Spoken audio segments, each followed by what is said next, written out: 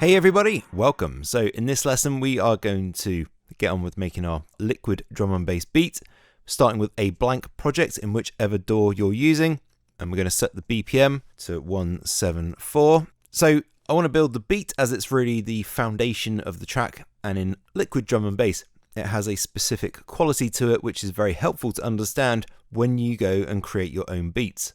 So liquid drum and bass drums, as you might know, are really about creating a smooth kind of hypnotic roll at around 170 to 175 BPM, often drawing from classic breaks like the Amen or Think break, but processed for sort of cleanliness and a bit of swing. Before we go any further into it, let's get the kick and the snare in so we have something to work with. All right, so we're going to navigate to wherever the work files are on our computer. So that was the BTP AI Liquid D&B tutorial. And then in the work files, there's an audio folder. You'll see a few more items in here than what I've got at the moment, but we're going to start with our kick. I'm just going to drag it into my project and I'm going to start from bar 5. As mentioned in the previous lesson, I work at 96 kilohertz and 24-bit. So if you are working at a different sample rate, please do make sure that your DAW converts the audio when you bring it in. And also, yes, please do use the same positioning in the timeline because this is going to help us later on, especially when we're arranging the track. If we're all like on the same bar, then everything I say is going to make sense to you and it's going to line up with your own project. So all the drums that we're using were generated using AI. We are going to look in detail at how to generate them later on in a dedicated lesson. I'll just say that there are advantages to using AI generated drums over sample pack drums. One of those advantages is that you usually get what's called a lead-in. So that's this little bit just before the kick, and it kind of gives you like a thunk kind of effect almost. It like sucks into the kick as it's playing. What this does mean though is that there is an offset to them. So as you can well see, I've got my kick lined up on bar 5, but the kick itself is like just off to the side. So what we need to do is offset it by 1/64th of a bar. So that's there, and they are lined up perfectly. So if you've got it at 174 BPM and you've got your kick 1/64th of a bar, so this is one beat from here to here, and that is 1/64th. Just to give you an idea what that looks like zoomed out, so this is one bar. Okay, now if it's easier for you, you can use MIDI and a sampler to load these in. The same thing applies, just make sure that the MIDI is offset by 1/64th of a bar in order for this kick and the following snare to line up with the grid and therefore the rest of the project. Now, I'm going to stick to using audio just because it's a nice visual representation of what's going on. So in most DAWs, you can change the snap type from grid to grid relative. So this just means that if I drag it over, it's now going to keep that little offset of 1/64th. Okay, so that's just something to keep in mind.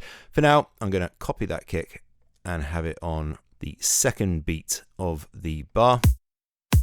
Let's just loop that.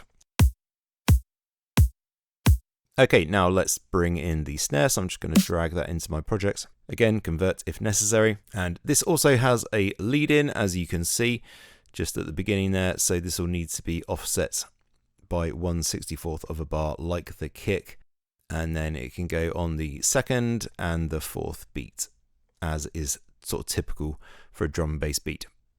Now you may have noticed that the volume on these is a bit low. That's just because the volume in the audition window, like here, is just a little bit low, and that copies the volume over when you drag it in. So I'm just gonna bring those back up a bit, somewhere like -2 or 3 dB is absolutely fine. And then I'm going to use the correct way of gain staging, which is to turn down the channel gain. Okay, so I want to have these kicks and snares a little bit quieter. And then when I bring in other elements into the track, I'm going to use the level of the kick and the snare to balance the other elements. So I'm going to match the level of the kick and the snare with new elements, essentially. All right, so I'm just going to go into the channel settings for that. This is how you do it in Cubase. Obviously, do it however you need to in your own DAW, and then I'm just going to turn this down by about 4 dB, and I'll do the same for the snare. Okay. All right, let's talk a bit about rhythm theory to understand why the traditional simple liquid drum and bass pattern, which we haven't got at the moment, works well in liquid drum and bass. At its core, rhythm theory is about how we organise sounds in time to create a sense of pulse and movement. In music, we divide that time into beats, 4 beats in a bar, and that acts as kind of like the heartbeat of your track. For drum and bass, as you well know, we are usually working at a fast tempo, so around 170 to 175 beats per minute, which means that these beats fly by pretty quick. Now, if you do have a kick on every beat, so just for example like this, it gets too aggressive for drum and bass. And also, of course, as you probably know, this half-time sort of pattern is really not quite suited for liquid drum and bass. It needs a slight modification, which is just moving that second kick half a beat to the right, so it's on the offbeat of beat 3. And of course, about 90%, if not more, of drum and bass tracks use this exact beat as the foundation. What this accomplishes from a rhythm theory point of view is, even though the overall track is zooming along at a high speed, the main drums, the kick and the snare, are essentially pulsing at like half that rate, like a slower, more laid back groove underneath the frenzy.